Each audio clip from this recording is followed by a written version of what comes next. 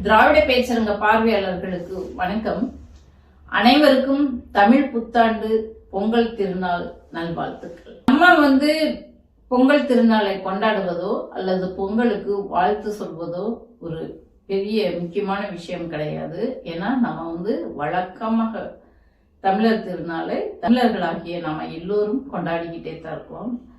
ஆனால் இன்று நம்ம இந்தியாவுடைய பிரதமர், மாண்புமிகு பிரதமர் அவர்கள் பொங்கலை கொண்டாடி இருக்காரு. அதுதான் இன்னைக்கு ஹாட் டாபிக்கா இருக்கு.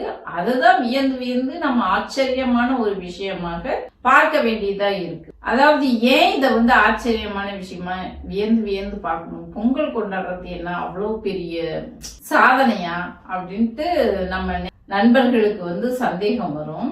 பொங்கல் கொண்டாடுவது அது எல்லோரும் நம்ம தமிழர்கள் கொண்டாடுறது சாதாரண விஷயம் தான். ஆனா சென்ற வாரம் திடீர்னு உள்துறை அமைச்சர் அமித்ஷா புதுக்கோட்டையில பொங்கல் கொண்டாடினாரு. எப்பயும் கொண்டாடாதீங்க, பொங்கல் கொண்டாடலாம், அது ஆச்சரியமான விஷயம் தானே.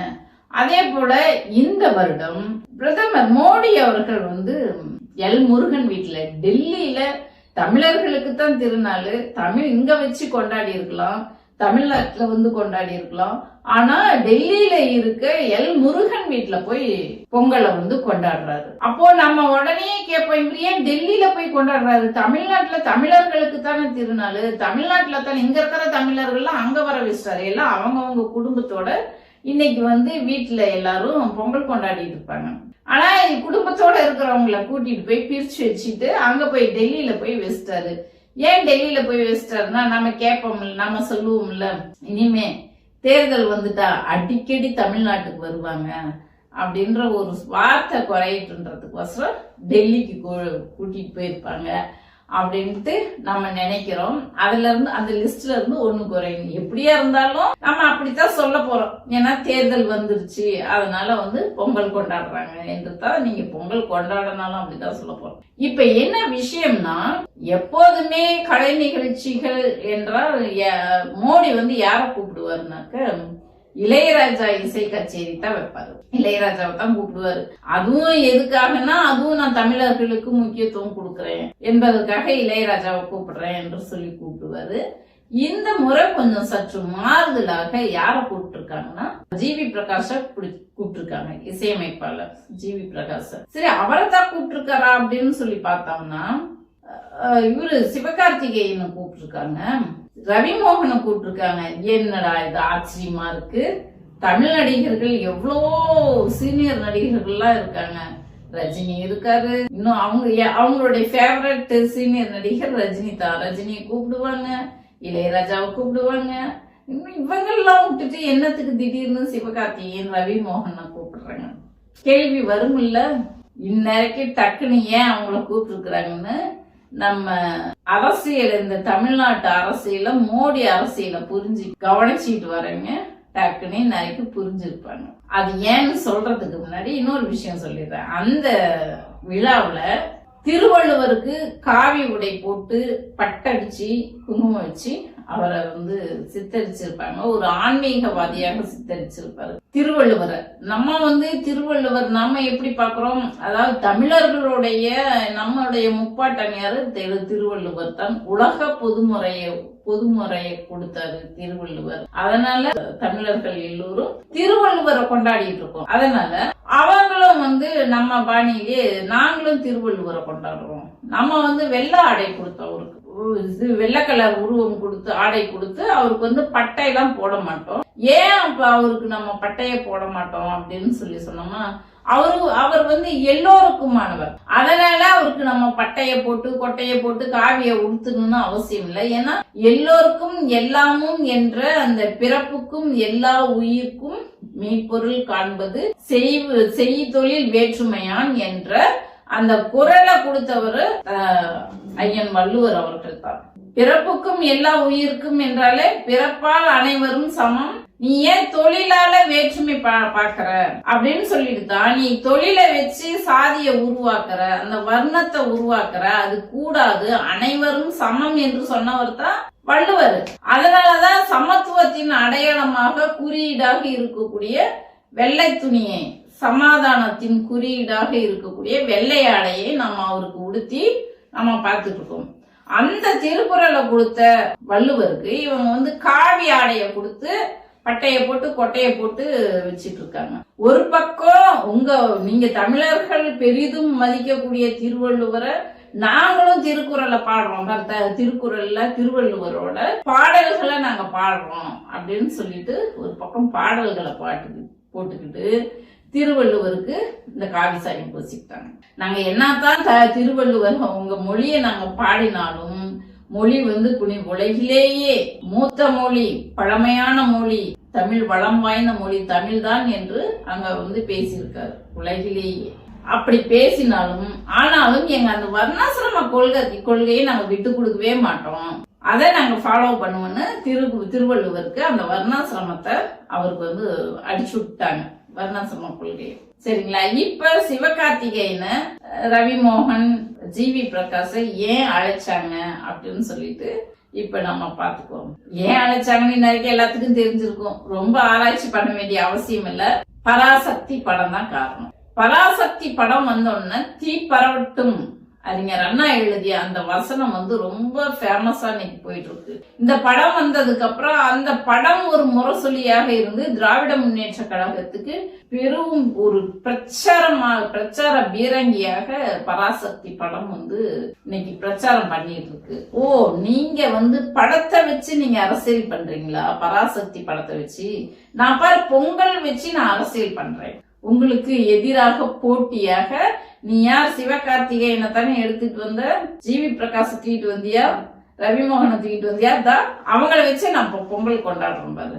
எங்களுக்கும் ரவிமோகனும் சிவகார்த்திகேயனும் ஜிவி பிரகாஷ் எங்களுக்கும் ஆதரவா இருப்பாரு. இப்ப அவங்க கூப்பிடும்போது இவங்க ஒரு சாதாரண நடிகர்கள் தானே, கூப்பிட்டா அழைச்சா போய் தானே ஆகணும், சாதாரண நடிகர்கள் தானே, அதனால அழைச்சாங்க, போயிட்டாங்க. ஆனால் தமிழ் மொழி உணர்வுள்ள யாரும் அந்த பிஜேபி கூட்டத்தோட போக மாட்டாங்க.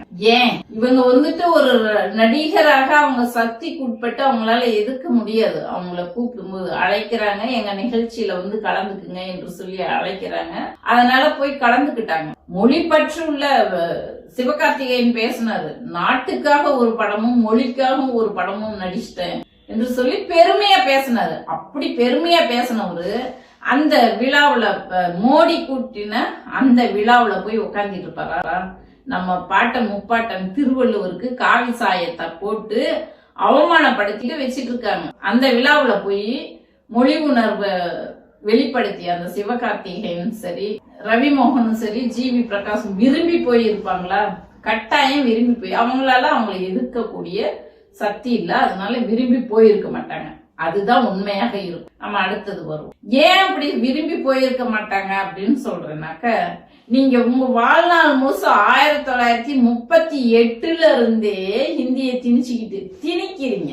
வந்து உலகிலேயே பழமையான மொழி தமிழ் மொழி, இலக்கணம் வளம் நயம் பொருந்திய மொழி தமிழ் மொழி தான் என்று பேசிய பிரதமர் தமிழ் மொழியை தேசிய மொழியாக அறிவிப்போம்னு எப்பயாவது சொல்லி இருக்காங்களா?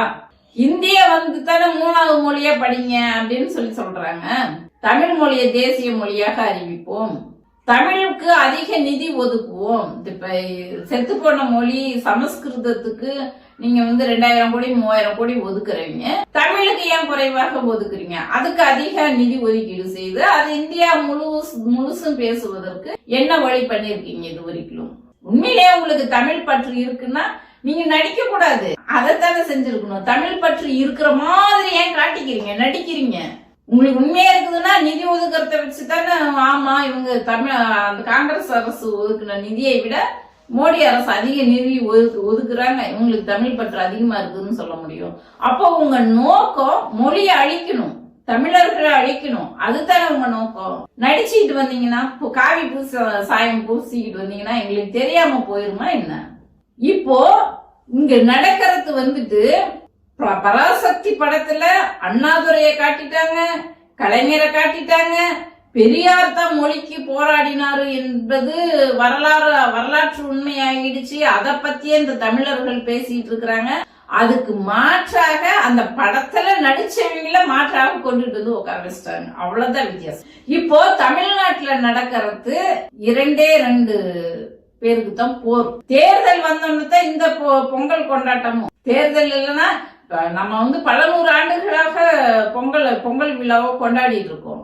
ஆனா அப்போலாம் யாரும் மோடியோ அமித்ஷாவோ வந்து பொங்கலுக்கு வரது இல்ல, வாழ்த்து சொல்றதுல கொண்டாடணும் இல்ல. ஆனா இப்ப 2 மாசத்துல தேர்தல் வருதுன்னு உடனே இன்னைக்கு பொங்கல் விழாவை கொண்டாடுறாங்க. நம்ம தமிழ் நடிகர்கள் எல்லாம் கூட்டிட்டு போய் அங்க உட்கார வைக்கிறாங்க. இப்ப புரியுதுங்களா எதுக்காக இந்த பொங்கல் விழான்ட்டு? இப்ப என்னாச்சுனாக்க நான் ஃபர்ஸ்ட்ல சொன்ன மாதிரி தமிழ்நாட்டுல இந்தியாவிலே 2 பேத்துக்கு தான் போட்டி. இது வந்து தமிழ்நாட்டுக்குள்ள சுருக்கிற முடியாது. ஒண்ணு திராவிடம், இன்னொன்னு ஆரியம். திராவிடமா ஆரியமா என்று தான் இங்க போட்டி. இந்த திராவிடம் என்ன சொல்லுது? எல்லோருக்கும் எல்லாமும். ஒவ்வொரு மேடையிலையும் நம்ம முதல்வர் சொல்லிட்டு இருக்காரு எல்லோருக்கும் எல்லாமும் கிடைக்கணும். அவங்க என்ன சொல்றாங்க? அவங்க பிளெக்ஸ்ல பொங்கல் வாழ்த்து சொல்லி பிளெக்ஸ் அடிச்சிருக்காங்க. அந்த பிளெக்ஸ காட்டுறேன் பாருங்க. பாருங்க, மேல பாருங்க. ஒரே நாடு ஒரே சட்டம். இங்க திராவிடம் என்ன சொல்லுது? எல்லோருக்கும் எல்லாம். இங்க ஒரே நாடு ஒரே சட்டம்னாக்க இப்போ ஒவ்வொருத்தருக்கும் ஒவ்வொரு சமூகத்துக்கும் ஒவ்வொரு இடஒதுக்கீடு கொள்கை கடைபிடிக்கப்பட்டு வருகிறது. எஸ்சிக்கு 18%, ஷெட்யூல்டு காஸ்டுக்கு 18%, பிற்படுத்தப்பட்டோருக்கு 20%, மிகவும் பிற்படுத்தப்பட்டோருக்கு 27% இடஒதுக்கீடு, பழங்குடியினருக்கு 1, இஸ்லாமியர்களுக்கு 3%, மொத்தம் 69% இடஒதுக்கீடு தமிழ்நாட்டுல கடைபிடிக்கப்பட்டு வருகிறது. இத ஒரே சட்டமா மாத்திட்டீங்கன்னா எப்படி மாத்துவீங்க? ஒட்டு மொத்தமா எல்லாத்துக்கும் 69% மாத்துவீங்களா? அப்போ சாதி ஒரே சாதின்னு அறிவிக்க முடியுமா உங்களால? ஒரு பிளெக்ஸ் பேனர் பொங்கல் வாழ்த்து வைக்கிறீங்க, அந்த பொங்கல் வாழ்த்துல இவ்வளவு பெரிய சர்ச்சை. ஒரே நாடு ஒரே சட்டம். இஸ்லாமியர்கள் ஒரு விதமான திருமண முறை கடைபிடிக்கிறாங்க, கிறிஸ்தவர்களுக்கு ஒரு வேறு விதமான திருமண முறை, இந்துக்களோட திருமண முறை வேறு. ஒவ்வொரு திருமண முறைக்கும் ஒவ்வொரு சட்டம் இருக்கு. அப்ப இதையெல்லாம் ஒரே சட்டமாக்குவீங்களா? எந்த மதத்தோட திருமண முறையை சட்டமாக்குவீங்க? ஒரு பிளெக்ஸ்ல இவ்வளவு பெரிய பிரிவினையா, வன்முறையா? இவங்க எப்படி வந்து தமிழர்களோட திருநாளை கொண்டாடுறதுக்கு இவங்களுக்கு என்ன யோகியதே இருக்கு? என்ன திராணி இருக்குது மோடிக்கு கொண்டாடுறதுக்கு? நீ நடிச்சுக்கிட்டு வந்தீங்கன்னா, காவி சாயம் பூசிக்கிட்டு நடிச்சுக்கிட்டு வந்தீங்கன்னா, நீ வரும்போதே காவி வாடை வந்துருதே. நீ யாருன்னு எங்களுக்கு தெரியுமே, நீ எதுக்காக தமிழ கையில எடுக்கிற அப்படின்னு தெரிஞ்சிருமே. அதாவது திராவிட முன்னேற்ற கழகம் மொழிய வைத்து மொழி திணிப்பை எதிர்த்து அரசியல் பண்ணி இங்க 75 ஆண்டுகளாக காலூன்றி இருக்கு. இந்த திராவிட மண்ணுல மொழி உணர்வை ஏற்படுத்தியது அறிஞர் அண்ணாவும் தந்தை பெரியாரும் கலைஞர் ஏற்படுத்தினாங்க. இன்னைக்கு திராவிடர்களாக நம் தமிழர்கள் அனைவரும் மொழி பற்றோடு இன்னைக்கு இந்தியாவிலேயே அவங்கவுங்க தாய்மொழிய அந்தந்த மக்கள் பேசுறாங்கனாக்க அதற்கு ஒரே ஒரு இயக்கம் திராவிட இயக்கம் தான். தந்தை பெரியார் 1935 நடந்த அந்த மொழி போராட்டம் தான். அப்ப தொடங்கினது இந்தி மொழி திணிப்பை விரட்டிட்டு தான் ஆட்சிக்கு வந்தது. அன்னைக்கு வெகுண்டு எழுந்த இந்த இளைஞர்கள் தான் இன்னைக்கு வரைக்கும் திராவிட முன்னேற்ற கழகம் பின்னாடி உயிர் மூச்சாக இன்னைக்கு இருந்துட்டு இருக்காங்க. அப்போ நீ என்ன ஆயுதத்தை எடுக்கிறியோ அதே ஆயுதத்தை நானே எடுக்கிறேன். இந்த முள்ளால எடுக்கிறோம்னு சொல்லுவாங்க பாத்தீங்களா, அந்த மாதிரி நீ என்ன ஆயுதத்தை எடுக்கிறியோ அதே ஆயுதத்தை நானே எடுக்கிறேன் என்று சொல்லிக்கிட்டு மோடி வராரு. நீ மொழி உங்க மொழின்றியா, நானும் உன் மொழியவே எடுத்துட்டு வரேன், பாக்கலாம் நீயா நானும் பாக்கலாம். 2026 தேர்தல்ல நானும் இதே உன் மொழி பற்றவே நான் பேசிட்டு வரேன். அதை வச்சு நீ எடுத்த ஆயுதத்தை வச்சு உன்னை உடைக்கிறேன் அப்படிங்கிறாரு மோடி. புரியுதுங்களா இப்போ? ஆனா நம்ம யாரு? திராவிடர்கள் யாரு? நம்ம முதல்வர் யாரு? டெல்லிக்கு எப்போதும் அவுட் ஆஃப் கண்ட்ரோல் தான். நம்ம பாப்போம் 2026 தேர்தல்ல மோடி எடுத்த ஆயுதம், மொழி ஆயுதம் எந்த அளவுக்கு திராவிட முன்னேற்ற கழகம் நம்ம தமிழர்களாகிய நாம எப்படி இத இந்த ஆரிய கைக்கூலிகளை தமிழ்நாட்டில இருந்து போயிருக்காங்க இல்லையா அங்க பொங்கல் கொண்டாட, நைனா நாகேந்திரன், வானதி சீனிவாசன், தமிழிசை, அண்ணாமலை, இன்னும் அந்த கட்சி நிர்வாகிகள் எல்லாம் போயிருக்காங்க. இந்த ஆரிய கைக்கூலிகளை ஓட விரட்ட போகுது 2026. தை பிறந்தால் வழி பிறக்கும். கட்டாயம் ஆரிய கூட்டத்தை ஓட விரட்ட போறோம். இந்த காணொலியை பார்த்துட்டு இருக்கிறீங்க. உங்களுடைய கருத்துக்களை நம்மளோடு பகிர்ந்துக்குங்க. நன்றி, வணக்கம்.